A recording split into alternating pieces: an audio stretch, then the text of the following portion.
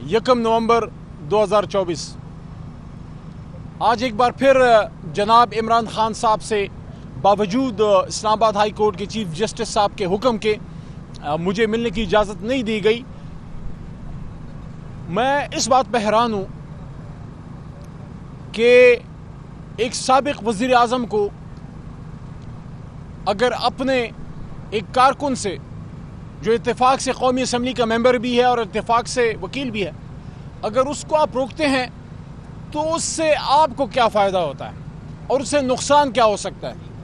लेकिन साथ में फ़िक्र की ये भी बहुत बड़ी बात है कि जितने वकला आज हमारे थे, तकरीबन 2.5 पौने 3 घंटे उनको रोका गया और बात इस नहज पे पहुंच गई थी कि इमरान खान साहब अदालत में, जज साहब पहुंच चुके हैं, सरकारी वकला आ चुके हैं, मीडिया के नुमाइंदगान तक अंदर जा चुके हैं, लेकिन हमारे वकला खासकर सीनियर वकील अली ज़फ़र साहब और बाकी हम सब जितने भी यहाँ मौजूद थे, किसी को भी अंदर जाने की इजाज़त नहीं थी।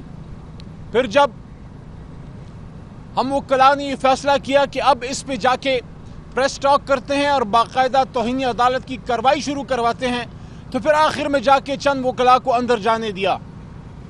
इन हरकतों से ना आप इमरान खान साहब के हौसले तोड़ सकते हैं और ना हमारे।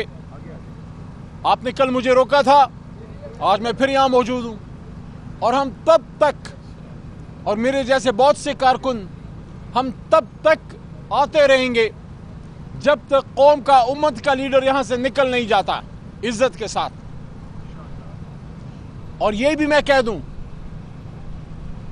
जेलों में वक्त गुजार के मैंने, मेरे साथियों ने, हमारे लीडर ने बहुत सी ऐसी चीज़ें देखी जो जेल जाने से पहले नहीं देखी थी। इंशाल्लाह जब हम हुकूमत में आएंगे, इन जेलों की भी हालत बेहतर करेंगे इंशाल्लाह। यहाँ जो मुल्जिमान या मुजरिमान या सज़ा याफ्ता कैदी जो है, उनके साथ जो होता है, एक शख्स बहुत भी गुनहगार है, एक शख्स बहुत भी गुनहगार है, इंसान तो है, लेकिन आप आम पाकिस्तानी का क्या ख्याल करेंगे जब आपने अपने मुल्क के साबिक वज़ीर आज़म, जो उम्मत मुस्लिमा का सबसे बड़ा लीडर है, उसको 5-6 दिन आपने काल कोठड़ी में बगैर बिजली के रखा। और जब वो बगैर बिजली के था, इसका मतलब वो किताब तक नहीं पढ़ सका, वो अंदर कुरान पाक की तिलावत तक नहीं कर सका। क्या साबित किया आपने? इमरान खान का कद तो और बड़ा हो गया, आपका कद छोटा हो गया। इस बड़े इंसान के सामने आप छोटे बोने लग रहे हैं। आप बड़े ओहदों पे बैठे छोटे छोटे बोने हैं, जिनके साथ आवाम वो सलूक करेगी कि दुनिया याद रखेगी। और अगर किसी को शक है, हम किसी की बेइज्जती के कायल नहीं हैं, हम इंसान की बतौर इंसान इज्जत के कायल हैं। ये जो साबिक चीफ जस्टिस साहब पाकिस्तान से बाहर गए हैं, अगर किसी ने कोई बदतमीजी की है, हम उसको सपोर्ट नहीं करते, लेकिन अवाम के एहतजाज, उनके गम और गुस्से को समझिए। अवाम नाराज है, कौम नाराज है, कौम आपसे मुत्तफिक नहीं है, आपकी फैसला साजी से मुत्तफिक नहीं है। जिस तरह आप हुकूमत चला रहे हैं या चलवा रहे हैं, यही वो बातें हैं जब मैं करता हूं, फिर मेरी मुलाकात खान साहब से नहीं करने दी जाती।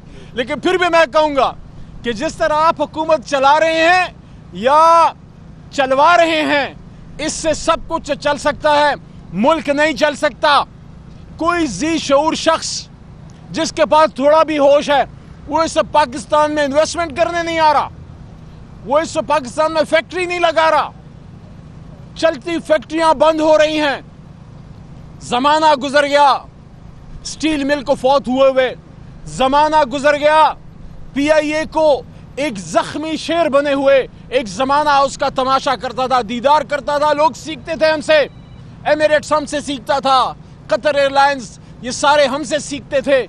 सिंगापुर कहते पैसिफिक वाले सारे हमारे ट्रेन लोग हैं। आज वो कहाँ हैं और हम कहाँ हैं? ये जो स्टील मिल है हमारी, कल भी मैंने इस पे बात की, ये हमारा न सिर्फ दिफाई पैदावार का इंपॉर्टेंट एक हिस्सा था, बल्कि इससे आपकी इंडस्ट्री बढ़ रही थी। آپ کی تمام امپورٹنٹ اسٹریٹجک ڈیولپمنٹ میں آپ کی اسٹیل مل کا ایک حصہ تھا، اس کو عمران خان نے تباہ کیا۔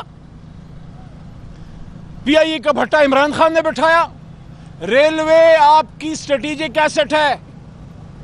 ریلوے کسی بھی ملک کے لیے ایک لائف لائن ہوتی ہے۔ ہندوستان میں دیکھیں، ہمارا ازلی دشمن اس کو کہیں، حریف اس کو کہیں، لیکن یہ ایک بات ازر من الشمس ہے۔ آپ کا دشمن بھی جب ترقی کرتا ہے تو آپ سوچئے کہ وہ کیسے آگے جا رہا ہے۔ آج ہندوستان کی آدھے سے زیادہ ان کی ٹرانسپورٹ، خاص کر ان کی لاجسٹکس، ساری تھرو ریلوے ہے۔ آج پاکستان ریلوے کی حالت دیکھیں، ایک مردہ گھوڑے کی طرح ہے۔ لوگ گھروں میں سالہ سال سے بیٹھ کے مفت کی تنخواہیں کاٹ رہے ہیں، لیکن وہ کیا کریں؟ آپ ڈیوٹی دیں، وہ ڈیوٹی کریں گے۔ تو کوئی ایسٹ آپ نے چھوڑا، آپ نے نہیں چھوڑا، کوئی جگہ آپ نے نہیں چھوڑی۔ اس ملک کا کیا بنے گا؟ عمران خان کا آپ کیا کر لیں گے؟ جب تک اللہ نے لکھا ہے انشاءاللہ وہ رہے گا، اور کوئی دنیاوی طاقت اس کو ہم سے دور نہیں کر سکتی۔ لیکن آپ جتنا عمران خان صاحب کو قوم سے دور رکھ رہے ہیں، اتنا پاکستان ترقی اور استحکام سے دور ہوتا جا رہا ہے۔ یہ نقصان آپ اگر سمجھیں، اگر تھوڑا عقل سے کام لیں، یہ عمران خان کا یا میرا کم یا میری جماعت کے لوگوں کا کم، یہ اس ملک کے عوام اور آپ کے بچوں کا بھی ہے۔ آپ کے بچوں نے اس ملک میں نہیں رہنا۔ کیا سب نے پاکستان چھوڑ کے کہیں اور جزیروں پہ چلے جانا ہے؟ ایک تو یہاں لوگوں کو یہ جزیرے خریدنے کی بڑی بیماری ہے۔ یار جزیرہ چھوڑو، پاکستان کا سوچو۔ اس پاکستان میں ہمارے پرکھوں کی ہڈیاں دفن ہیں۔ کوئی ایک جگہ ایسی ہونی چاہیے کہ کل کو جب آپ اور میں نہ رہیں، ہمارے بچے اور آل اولاد، اللہ کرے غلام رسول ہو، وہ آ کے وہاں دو ہاتھ تو اٹھا سکیں۔ آج اگر آپ مال بٹور کے، ملک کو لوٹ کے، تباہ و برباد کر کے، اور ایسے فیصلے کر کے کہ آپ اس ملک میں کسی کو چہرہ نہ دکھا سکیں، دن کی روشنی میں بازار میں نہ جا سکیں، آپ اس ملک کو چھوڑ گئے، یاد رکھیے اس ملنگ کی یہ بات، آپ کا تو نہیں پتا، لیکن آپ کے بچے کبھی آپ کی قبروں کے پاس بھی نہیں آئیں گے، کیونکہ اس شخص کی کوئی عزت نہیں کرتا، اپنے بچے بھی نہیں کرتے، جو اپنے ملک کی عزت نہیں کرتا، جو اپنے ملک کا خیال نہیں رکھتا۔ ہم اپنے لیڈر کے ساتھ مضبوط کھڑے ہیں، اس کی محبت میں کم، کیونکہ ہمیں لگتا ہے ہم جتنے ہیں، ہمیں لگتا ہے، اور ہم کم نہیں ہیں۔ آپ کو کہہ رہا ہوں جو مجھے سن رہے ہیں، ہمیں لگتا ہے اور ہم کم نہیں ہیں۔ ہم 25 کروڑ ہیں۔ ہم 25 کروڑ کو یہ لگتا ہے کہ ہمارے لیے عمران خان ٹھیک ہے۔ اس بیماری کا علاج اور کوئی نہیں ہے۔ یہ بیماری عشق ہے، پاکستان سے عشق ہے، اس کے عوام سے عشق ہے، اور اس عشق کا نام ہے عمران خان۔ اب اس عشق کو سینے سے کیسے نکالو گے؟ کیا ڈیالہ جیل کی کال کوٹ لی؟ میرے ہاتھ میں آپ نے ہتھکڑیاں ڈال دیں۔ ایک لا گریجویٹ کو، ایک 2 ٹائمز M.A کو، اس وقت 2 دفعہ کا M.A تھا، اب اللہ نے تیسری بار بنا دیا۔ آپ نے مجھے میرے مردان میں، جس نے میرے سر پہ عزت کا تاج رکھا تھا، آپ نے مجھ پہ دہشت گردی کا پرچہ، آرمی ایکٹ، سیکرٹ ایکٹ، پتہ نہیں کون سا ایکٹ لگایا، اور میرے مردان کے عوام نے کیا کیا؟ واپس میرے سر پہ عزت کا تاج رکھا، اور آخری بار 58,000 سے جیتا تھا، اس بار 1 لاکھ سے زیادہ ووٹ دیا۔ انہوں نے کہا آپ لگاؤ اس پہ دہشت گردی کے پرچے، اب کہو اس کو ملک دشمن۔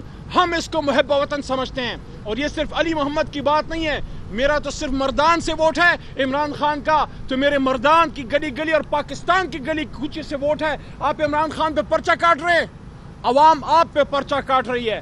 جلد اس کا نتیجہ آپ کو مل جائے گا انشاءاللہ۔ جلد عمران خان صاحب، میرا دل کہتا ہے جس طرح علیمہ آپا، جس طرح بشرا بیوی اور ہماری بہت سی لیڈرشپ باہر نکلی ہے، خان صاحب باہر نکلیں گے۔ اور آخر میں یہ بات بہت ضروری ہے کہ عمران خان صاحب کے ساتھ ساتھ ہمارے بہت سے سینئر پولیٹیشنز، ان کی بہت بڑی قربانی ہے، ان کی بات بڑی کم کی جاتی ہے۔ شاہ محمود قریشی 2 دفعہ کا وزیر خارجہ، 2.25 سال سے 1.5 سال سے جیل میں وہ پڑا ہوا ہے۔ لوگ کہتے تھے قریشی عمران خان کو چھوڑ جائے گا، قریشی نے ثابت کیا کہ اصلی اور نسلی ہے۔ اور اسی طرح بزرگ ہماری ماں جیسی ڈاکٹر یاسمین راشد، مریم صاحبہ سے پوچھنا چاہوں گا، آپ کی جتنی عمر ہے اس سے زیادہ خدمت ڈاکٹر یاسمین راشد صاحبہ نے لاہور کی اور پنجاب کی ہے۔ سینئر خاتون، اور 2-3 دفعہ سابق وزیر اعظم میاں نواز شریف صاحب کو ہرا چکی ہے۔ جب بھی میاں صاحب آتے ہیں ڈاکٹر صاحبہ ان کو جیل سے ہرا دیتی ہیں، جیل میں پڑی ہوئی ہیں۔ میاں محمود الرشید صاحب سینئر وزیر پنجاب کے، ایک عاجز ملنگ آدمی، وہ جیل میں پڑا ہوا ہے۔ کیا گناہ کیا ہے میاں محمود الرشید نے؟ کیا گناہ کیا ہے سابق گورنر چیمہ صاحب نے؟ وفا کا پیکر ہے، جب وہ جا رہا تھا اس کی تصویریں دیکھیں اور اب اس کی تصویریں دیکھیں، لیکن اس کے بدن کو تو آپ نے زخمی کر دیا، اس کے بدن کو تو آپ نے تکلیف دے دی، اس کو تو آپ نے جیتے جی ایک طرح سے مار دیا، لیکن اس کی روح کی توانائی پورے پاکستان میں بولتی ہے۔ اور اس کے ساتھ ساتھ سینیٹر اور میرے بہت ہی پیارے اعجاز چودھری صاحب اس اڈیالہ جیل میں میرے ساتھ جیل کے ساتھی تھے، 500 دنوں سے زیادہ ہو گئے ہیں سینیٹر اعجاز چودھری صاحب جیل میں، اور ہارٹ کے مریض ہیں۔